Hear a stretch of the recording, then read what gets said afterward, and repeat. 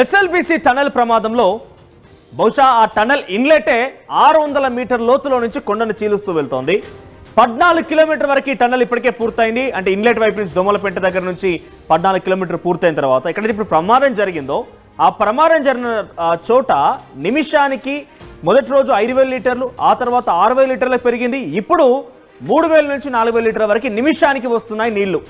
ఈ నీళ్లు రావడమే చాలా ఇబ్బందికరంగా మారింది. అక్కడ సహాయక చర్యలు చేయడం కోసం చాలా టఫెస్ట్ జాబ్ ఎదుర్కొంటున్నారు, టఫెస్ట్గా సిచ్యువేషన్ ఎదుర్కొంటున్నారు అక్కడ చేసేటువంటి రెస్క్యూ ఆపరేషన్స్ సిబ్బంది. ఈ నేపథ్యంకి నీళ్ళు ఎక్కడి నుంచి వస్తున్నాయి, మరి అంత కింద భూమి లోపల కొండ దగ్గర నుంచి అంత కింద ఎలా నీళ్ళు వస్తున్నాయి అనేది చాలా పెద్ద సస్పెన్స్గా ఉంది, పెద్ద ఆశ్చర్యకరంగా కూడా కనిపిస్తోంది.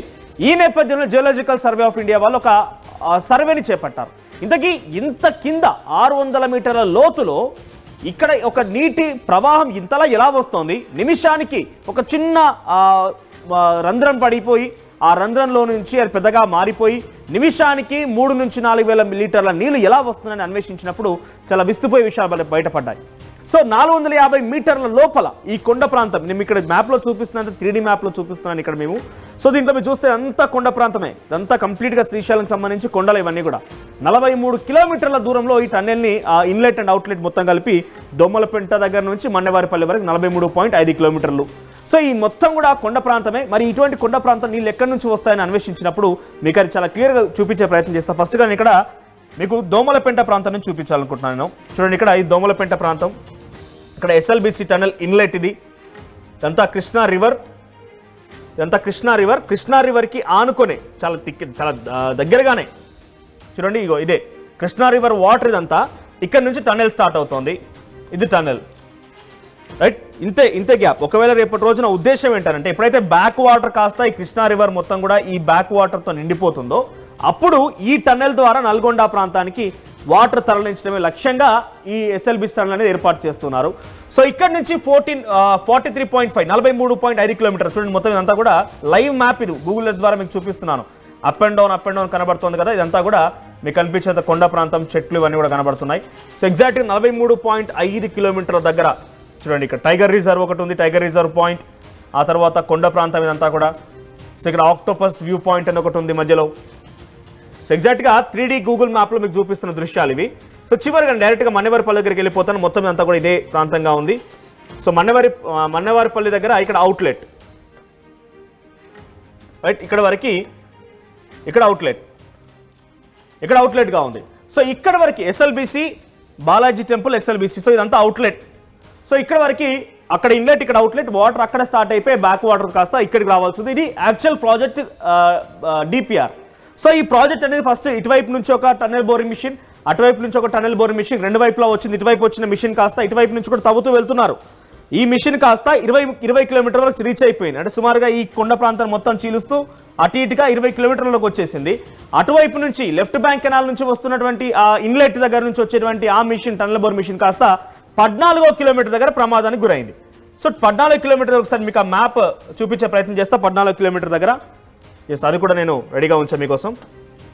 సో 14 కిలోమీటర్ దగ్గర ఈ ప్రమాదానికి గురైన చోట అసలు నీటి ఊటలు ఎక్కడికి వస్తున్నాయని చెప్పి జియోలాజికల్ సర్వే ఆఫ్ ఇండియా వాళ్ళు విశ్లేషిస్తే టైగర్ రిజర్వ్ పాయింట్ ఇవన్నిటిని కూడా విశ్లేషించారు వాళ్ళు. సో ఎగ్జాక్ట్ ఇక్కడ ప్రమాదానికి గురైంది ఎక్కడ అంటే ఇక్కడ ఇది 14 కిలోమీటర్, అంటే లోపల డెప్త్లో సుమారుగా ఇక్కడ నుంచి ఒక 600 మీటర్ల డెప్త్లో ఎగ్జాక్ట్గా ఈ పొజిషన్లో ఇక్కడ కనబడుతుంది కదా, ఈ స్పాట్లో ప్రమాదం గురైంది. సో ఈ స్పాట్లో నుంచి నిమిషానికి 3,000 నుంచి 4,000 లీటర్ల నీళ్లు ఎలా వస్తున్నాయని వాళ్ళు సర్వే చేస్తే 450 మీటర్ల ఎత్తులో ఇక్కడ ఈ టన్నెల్ బోర్ మిషన్ దగ్గర నుంచి ఆ కింద ఆ స్పాట్ ప్రమాదం జరిగిన సంఘటన నుంచి 450 మీటర్ల ఎత్తులో, అంటే ఈ కొండ ప్రాంతాల పైకి 450 మీటర్ల ఎత్తులో కొన్ని వాటర్ పొరలు ఉన్నాయట. అక్కడ వాటర్ ప్రవహిస్తుందట కంటిన్యూస్గా. సో వాటర్ అన్ని కూడా ఇక్కడ లీక్ అవుతున్నాయి. ఎక్కడి నుంచి వచ్చాయి వాటర్ అంటే ఎగ్జాక్ట్గా ఈ ప్రమాదం జరిగిన స్పాట్ 14 కిలోమీటర్ దగ్గర నుంచి ఇటువైపు ఒక 4.5 కిలోమీటర్ల దూరంలో, సుమారుగా 4 నుంచి 5 కిలోమీటర్ల దూరంలో ఇక్కడ మల్లెల తీర్థం అనేది ఒక వాటర్ ఫాల్స్ ఉన్నాయి.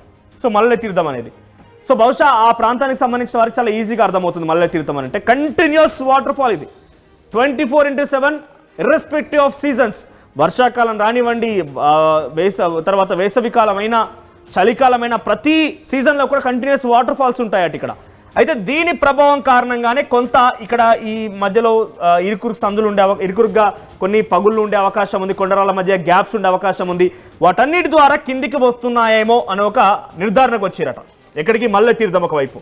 సో చూస్తున్నారు కదా ఎగ్జాక్ట్ ఇక్కడ చూడండి, ఇది మ్యాప్, ఇన్లెట్ అండ్ అవుట్లెట్ సంబంధించిన మ్యాప్. దీంట్లో ఎగ్జాక్ట్గా ఒక్కసారి ఇది మ్యాప్. ఇక్కడ ప్రమాదం జరిగింది, ఒకవైపు మల్లెడి తీర్థం ఉంది, ఇటువైపు నుంచి టన్నెల్ వెళ్తోంది, ఇక్కడ ప్రమాదం జరిగింది.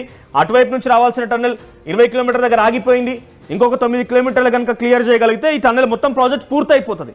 సో ఇటువైపు మల్లెడి తీర్థం సంబంధించి కంటిన్యూస్ వాటర్ ఫాల్ ఉంటుంది, ఆ హిల్స్ దగ్గర నుంచి కంటిన్యూస్ వాటర్ ఫాల్ ఉన్నాయి, దాని ప్రభావం ఉంటుందట. ఇక్కడ నల్లవాగు అని కనబడుతుంది కదా మరోవైపు, ఈ నల్లవాగు. సో ఈ రెండు చూడండి టన్నెల్ పైనుంచే వెళ్తున్నాయి ఇవన్నీ కూడా, ఈ నల్లవాగు ఈ మల్లెడి తీర్థం అనే వాటర్ ఫాల్స్ రెండు కూడా అక్కడి నుంచే వస్తున్నాయి. సో ఇంకా చాలా ఉన్నాయట, ఉరుసు వాగుంది, మల్లెల వాగుంది, ఇవన్నీ కూడా కంటిన్యూస్ ఇక్కడ చుట్టుముట్టు కొన్ని చిన్న చిన్న వాగులు వంకలు ఉన్నాయట. ఆ వాగులు వంకల కారణంగా అక్కడ వచ్చేటువంటి వాటర్ మొత్తం కూడా కంటిన్యూస్ వాటర్ ఫ్లో. ఇది చాలా గుట్ట ప్రాంతం లాంటి ప్రదేశంలో ఉన్నా కూడా continuous water flow, irrespective of seasons ఇక్కడ వాటర్ వస్తుంటాయి అట. చిన్న చిన్న వాగులు వంకలన్నీ కూడా ఉన్నాయట. ఆ వాగుల వంకల నుంచి వచ్చేటువంటి ఆ నీళ్లు నిమిషానికి 4000 లీటర్ల నుంచి 5000 లీటర్ల నీళ్లు మొత్తం కూడా ఇక్కడికి చేరుకొని ఇక్కడ ఆ రంధ్రం ఏదైతే ఊట పడిందో ఆ ఊటల నుంచి కంటిన్యూస్గా వస్తున్నాయట. ఇది ఇప్పుడు స్టార్ట్ అయిందేం కాదు, బీఆర్ఎస్ పార్టీ ప్రభుత్వంలో 2019లోనే అప్పుడు ప్రాజెక్టులో ఒక చిన్న రంధ్రంగా ఏర్పడిందట. అప్పటి నుంచి కొంత కంటిన్యూస్గా వాటర్ వస్తున్నాయి. ఆ తర్వాత ఎలక్ట్రిసిటీ బిల్ పే చేయకపోవడం కారణంగా కాంట్రాక్ట్ సంస్థకు మొత్తాన్ని కూడా ఎలక్ట్రిసిటీ సప్లైని ఆపేశారు, దాన్ని మళ్ళీ రెన్యువేట్ చేశారు, ఎలక్ట్రిక్ సప్లైని మళ్ళీ స్టార్ట్ చేశారు. అయినప్పటికీ ఈ వాటర్ డీవాటరింగ్ జరుగుతున్నా అనుకున్న స్థాయిలో దాన్ని కనుగొనలేకపోయారట. మళ్ళీ ఈ ఆపరేషన్ ఎప్పుడైతే స్టార్ట్ అయిందో అక్కడ రంధ్రం ఏదైతే అక్కడ ఊట పడిందో ఆ ఊటలో చాలా పెద్దగా కాంక్రీట్ని వేసేసారు. అంటే ఇక్కడ చిన్నగా ఊట ఏదో స్టార్ట్ అయింది, 8 మీటర్ల స్ట్రెచ్ ఉందట ఊట, 1-2 మీటర్లు కాదు, 8 మీటర్ల పొడుగున ఆ వాటర్ వస్తూనే ఉన్నాయి కంటిన్యూస్గా, అంత స్ట్రెచ్ ఉంది ఆ ఊటకి. సో 8 మీటర్ల మొత్తం కూడా ఆ కాంక్రీట్ నింపేశారు. అయినా కూడా కాంక్రీట్ నింపినా కూడా కంట్రోల్లోకి రాలేరు. అయితే జియోలాజికల్ సర్వే ఆఫ్ ఇండియా వాళ్ళు మళ్ళీ సర్వే చేసి ఓవరాల్గా వాళ్ళు కాంట్రాక్ట్ సంస్థ చెప్తాను ఎంతమేరకు నిజంగా జరిగిందని తెలియదు మనకు కూడా. సో వాళ్ళు ఏం చెప్తున్నారంటే మళ్ళీ వెళ్ళి ఇక్కడ మళ్ళీ మేము ప్రారంభం చేయాలనుకుంటున్న పనులు కాబట్టి ఎప్పుడు ఈ ప్రమాదం జరగక ముందు మేము దీన్ని కంటిన్యూ చేయాలనుకుంటున్నాము. సో వాటర్ కంటిన్యూషన్ ఇంకా ఉంది, వాటర్ ఇలాగే వస్తోంది. సో దాన్ని మనం కంప్లీట్గా కంట్రోల్ చేయలేమా అని చెప్పి సదరు కాంట్రాక్ట్ సంస్థ నుంచి జిఎస్ఐ వారి దగ్గర నుంచి అభిప్రాయం తీసుకున్నప్పుడు మీరు ఇక్కడ కంప్లీట్గా కనుక కంట్రోల్ చేస్తే ఈ లీకేజ్ మరో చోట వచ్చే అవకాశం ఉంది. ఎందుకంటే ఇక్కడ మనం కంప్లీట్గా క్లోజ్ చేస్తే ఈ ప్రెషర్, ఈ వాటర్ ప్రెషర్ మొత్తం కూడా ఇంకేదైనా ముందుకు వెళ్ళిన తర్వాత కొంత సాఫ్ట్ సాయిల్, లూజ్ సాయిల్ ఉందనుకోండి, ఇక్కడ ఈ ప్రమాదం కూడా కారణం ఏంటంటే కంటిన్యూస్గా వాటర్ ఉన్నాయి కాబట్టి లూజ్ అయిపోయిందట సాయిల్ అంతా. ఆ సాయిల్ అంతా లూజ్ అయిపోయి ఆ వాటర్ మొత్తం కూడా లోపలికి పడిపోయి కొన్ని బండలు కూడా పడిపోయాయి పైనుంచి ఎగ్జాక్ట్గా ఈ ప్రమాదంలో.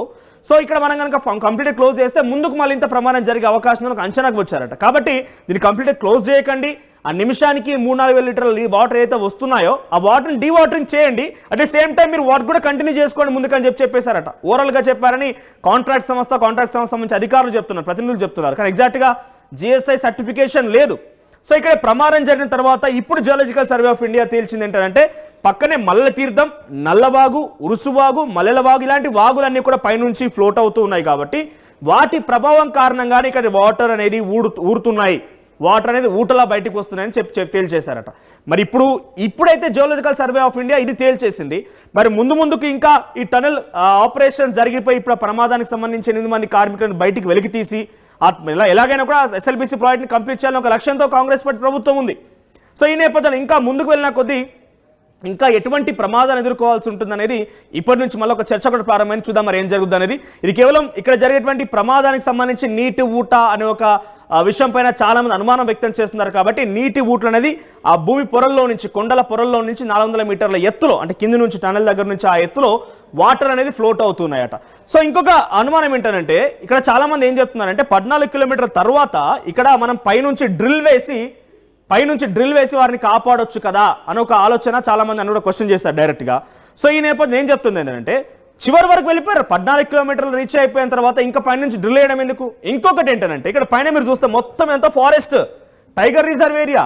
అకార్డింగ్ టు ఫారెస్ట్ యాక్ట్ ప్రకారంగా సెంట్రల్ గవర్నమెంట్ ఆ ఏరియాలో ఎటువంటి డ్రిల్స్ చేయడానికి, ఎటువంటి శబ్దాలతో కూడినటువంటి బ్లాస్టింగ్ చేయడానికి అనుమతి ఇవ్వలేదంట. సో అందుకారణంగా టన్నెల్ బోర్ మిషన్ ద్వారా ఈ ఆపరేషన్ చేపట్టాల్సి వస్తుంది. పైన కనీసం డ్రిల్ కారు కదా ఒక చెట్టును కూడా తొలగించేటువంటి రైట్ గవర్నమెంట్ లేదు. మరి ఇంతలా ఉంటుందా, ఇంత సీరియస్గా ఉంటుందా? అఫ్కోర్స్ సీరియస్గానే ఉంటుంది, టైగర్ రిజర్వ్ ఫారెస్ట్ కాబట్టి ఆ సీరియస్నెస్ మెయింటైన్ చేయాలని చెప్పి అనుమతులు తీసుకున్నటువంటి ప్రభుత్వం ఇప్పుడు పైన డ్రిల్ వేయాలని చెప్పి చాలా మంది డౌట్ ఉంటుంటే డ్రిల్ వేయాల్సిన అవసరం కూడా లేదు. ఎందుకంటే ఆల్మోస్ట్ లాస్ట్ వరకు రీచ్ అయిపోయారు. ఎప్పుడు డ్రిల్ వేయాలి? ఈ 14 కిలోమీటర్ల వెనకాల ఏదైనా 12 కిలోమీటర్ 10 కిలోమీటర్ దగ్గర ఈ ప్రమాదం జరిగి ముందట వెళ్ళిపోయిన వారు స్ట్రక్ అయిపోయి ఉంటే కనుక అప్పుడు డ్రిల్ వేయాల్సిన అవసరం వచ్చేదేమో. కానీ ఇప్పుడు అవసరం లేదు, ఆల్మోస్ట్ చివరి వరకు ఎన్ని టిప్ వరకు రీచ్ అయ్యారు కాబట్టి డ్రిల్ వేయాల్సిన అవసరం లేదు. సో ఇవి నీటి డ్రిల్ ఇంకా కంటిన్యూ అవుతున్నాయి. మరి ఈ సిచ్యువేషన్లో ఇంకొక క్వశ్చన్ రేజ్ అవుతుంది ఏంటంటే, ఇప్పుడే ఇట్లనే సిచ్యువేషన్ ఉంటే 14 కిలోమీటర్ దగ్గరనే నీటి ఊటలు ఇలా ఉన్నాయి, ఈ రకంగా పరిస్థితి అని చెప్పి జియోలాజికల్ సర్వే ఆఫ్ ఇండియా తేల్చేస్తే ఇంకా ముందుకి ఇంకా 9 కిలోమీటర్లు వెళ్లాల్సి ఉంది. మరి అక్కడ ఎటువంటి సినారియో ఉంటుంది? ఈ సాఫ్ట్ సాయిల్ ఇంకా కంటిన్యూ అవుతుందా? ఇంకా ఎంత దూరం మేరకు సాఫ్ట్ సాయిల్ ఉండే అవకాశం ఉంది? ఇంకా ఎంత మేరకు నీటి ఊట్లు వచ్చే అవకాశం ఉంది? ఇవన్నీ కూడా చాలా కొంత అనుమానంగా ఉంది. ప్రాజెక్టు భవితవ్యం పైనే ఇప్పుడు ప్రశ్నార్థకంగా మారిన పరిస్థితి. చూద్దాం మరి ఏం జరుగుతుంది అనేది. మరిన్ని వీడియోస్ కోసం ఛానల్ ని సబ్స్క్రైబ్ చేయండి. లేటెస్ట్ అప్డేట్స్ కోసం వాట్సాప్ ఛానల్ ని ఫాలో అవ్వండి. ఆ లింక్ డిస్క్రిప్షన్ లో ఉంది.